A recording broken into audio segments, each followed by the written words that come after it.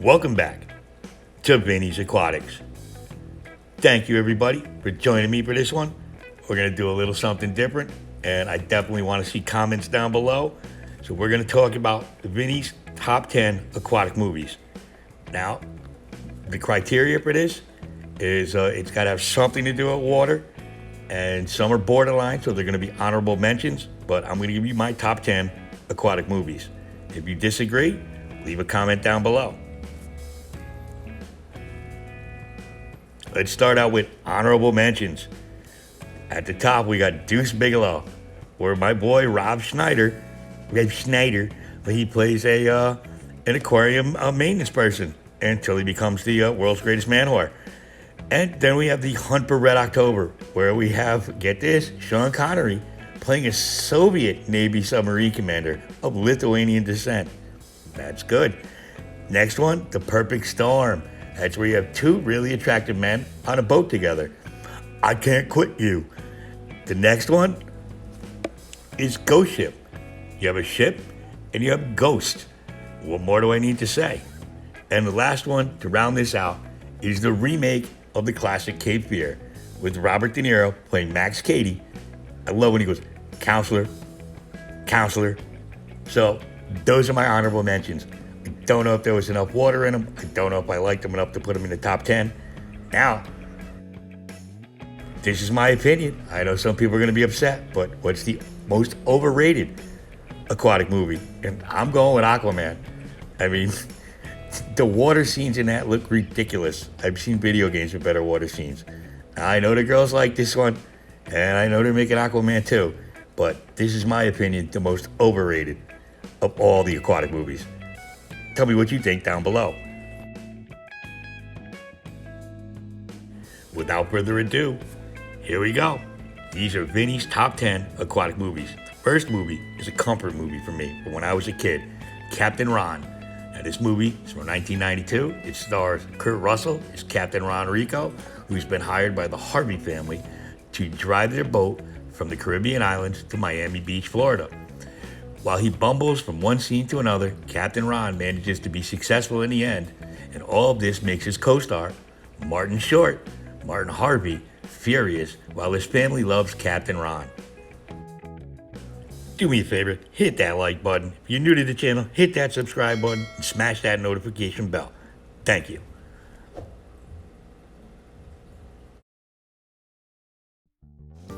Number 9, Piranha from 1978. This is another one from my childhood. This movie is a 1978 American horror film directed and co-edited by Joe Dante. The film tells the story of a river being infested by lethal, genetically altered piranha. Yes, genetically altered piranha, threatening the lives of the local inhabitants and the visitors to, of course, the nearby summer resort. This movie was produced by Roger Corman. Piranha is one of a series of low-budget B-movies inspired by the film Jaws. Number 8 on the list, Finding Nemo, also known as the cause of the clownfish genocide. But that aside, I remember seeing this when I was, when my kids were young. I watched it with them quite a few times. It's definitely an entertaining movie. This is about a clownfish named Marlin. He lives in the Great Barrier Reef, and he loses his son Nemo after he ventures into the open sea.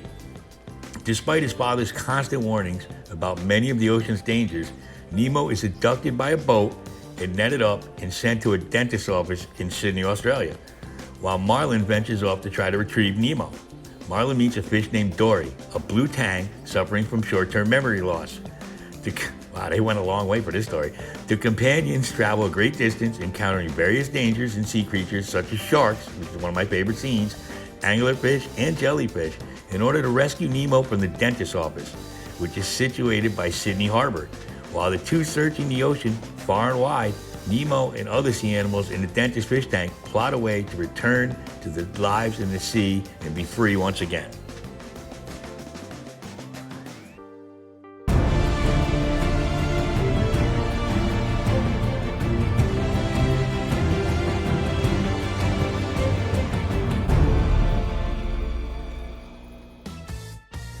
Number 7 is another favorite from my childhood, the Poseidon Adventure, the original one. This movie had every star of its day, and some of you old as me, you probably recognize a whole bunch of them. The story is a passenger ship on her way to the scrapyard is pushed to her limits by the new owners to save on the dismantling fees. Wow. The tidal wave hits her. Okay, that's just a coincidence.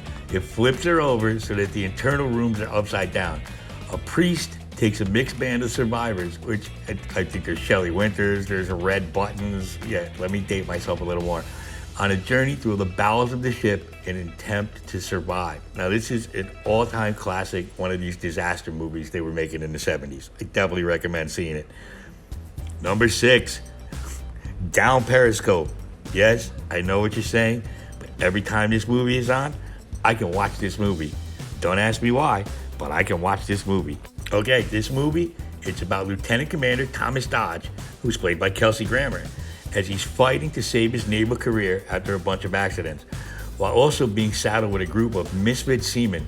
Look, that's what it says, misfit seamen, brought together as the crew of his first command, the USS Stingray, a rusty, obsolete World War II-era diesel submarine recommissioned to participate in special naval war games, while a jealous, bitter rival fights to bury him by any means necessary. Now, this film also includes Rob Schneider, again, who is a pisser in this movie. He's really funny. And Bruce Dern, Harry Dean Stanton, William H. Macy, the great Rip Torn, and a bunch of other character actors that I just enjoy this movie. Dedicated to teamwork and camaraderie. There was a fingernail in my food yesterday. It was a Band-Aid. I'm sorry, sir. Band-Aid was holding the fingernail on. Coming in at number 5, Deep Blue Sea. This is about a businessman that sinks $200 million into a special project to help fight Alzheimer's disease, which sounds like a great thing. Now, as part of this project, they figure out that genetically engineered sharks with larger brains are battling the disease and producing enzymes that can be harvested. However, the shark subjects are becoming super smart, and they decide they don't like being cooped up in the pens anymore and being stabbed with hypodermic needles, which I don't blame them either. So they figure out a way to break out and make for the open sea. Now, this movie stars one of the Punishers, Thomas Jane, of course, Samuel L. Jackson, Michael Rappaport, and LL Cool J, because the ladies love Cool James. So any movie where you get to see Samuel L. Jackson eaten by a shark, and of course, as in every horror movie, LL Cool J always figures out a way to survive. Deep Blue Sea, always an enjoying watch for me. We're going to pull together and we're going to find a way to get out of here. First, we're going to seal off this movie. Number 4 is the documentary Blackfish. This is from Sensitive Vinny. You know, you put yourself out there. That Vinny. Blackfish is a documentary that was made in 2013, and it concerns Itilicum. It was an orca, a killer whale, held by SeaWorld in the controversy over the fact that captive killer whales are kept in captivity. Wow. The film premiered at the 2013 Sundance Film Festival on January 19, 2013, and was picked up by Magnolia Pictures and CNN Films for a wider release. It was nominated for many awards. Now, the thing, when I watch this movie, it just makes me very upset.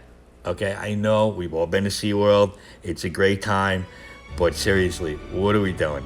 Can we not move past this? When you look into their eyes, you know somebody is home.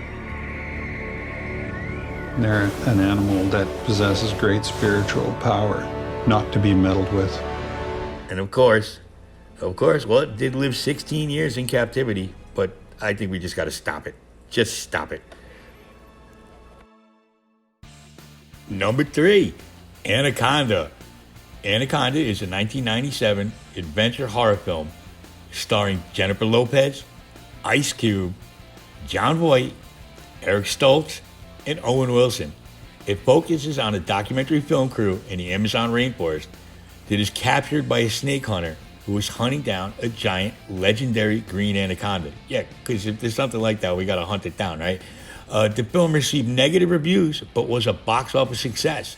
It grossed 136 million worldwide against a budget of only 45 million. It also achieved the status of cult classic. I gotta admit, I do find this a very enjoyable movie. I know the snake doesn't look too good, and it's look, any movie with Ice Cube in it, I don't have a problem with. It was followed by a series of other films. Yes, a bunch of sequels, and they were horrendous. Don't watch those. Just watch the original Anaconda. That's on the floor. If we help him, then he will help us get out of here alive. Get out of my face! Number 2 on the list, Summer Rental, starring John Candy. One of my all-time favorites. I can always watch a John Candy movie. He stars as Jack Chester, who's an overworked air traffic controller. He takes his family on vacation to the beach, but immediately things start going wrong for him. Very unlucky guy. And steadily get worse. Jack, he ends up in a feud with a local yachtsman, even though he doesn't know anything about yachts, and he has to race him to regain his pride and his family's respect. And hilarity ensues. Jeez, I miss John Candy. This movie not only stars John Candy, it also has Richard Crenna from Rambo fame, the great Rip Torn, Richard Hurd, John Larroquette, and a young Joey Lawrence. If anybody remembers who Joey Lawrence is, I tell you what, I can always watch a John Candy movie. Just a very entertaining guy, and especially remember Planes, Trains, Automobiles. It's definitely another one of my favorite movies, even though it has nothing to do with water. And who doesn't get very excited when John Candy wins at the end? Come on, you're always rooting for this guy. Same thing in Cool Runnings. It's another great movie he made. In a friendly neighborhood. What do you think of these? Similar? I just got them. Who had them before you? John Candy's gonna discover what a month in paradise. What? Open the door!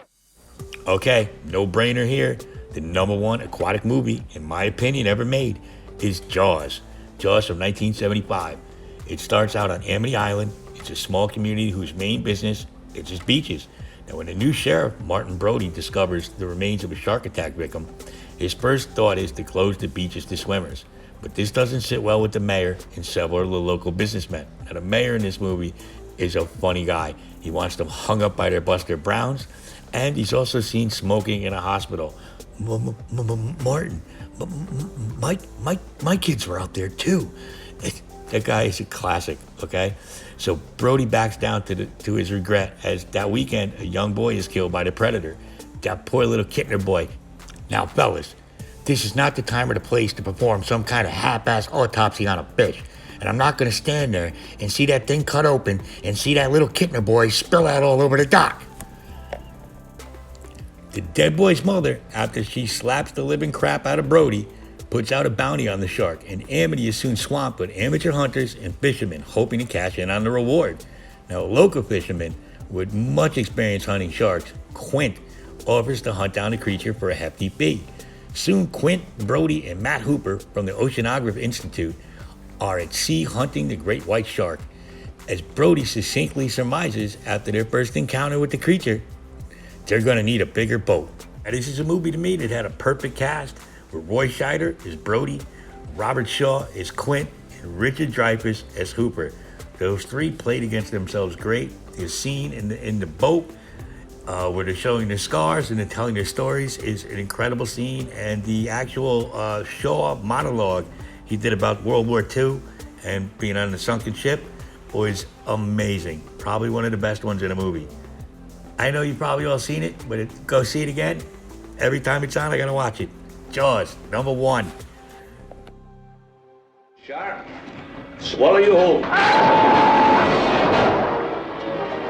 You're gonna need a bigger boat.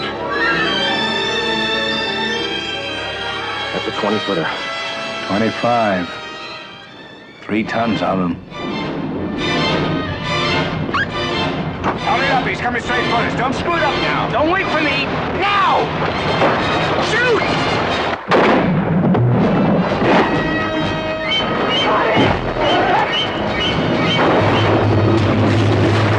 Watch the tail! Give him room! So there you have it. Vinny's top 10 aquatic movies, plus honorable mentions, plus the movie I don't like. Look, this was actually kind of hard to do because there's so many good movies when I think about it that I enjoy. I don't mean good movies as far as production quality. I mean just movies that I enjoy. I would be really curious to hear what your guys' favorites are down below, especially if you disagree with me. Thank you guys for joining me. I hope this was interesting. I want to see your comments down below, and I'll see you next time on Vinny's Aquatics. Woo!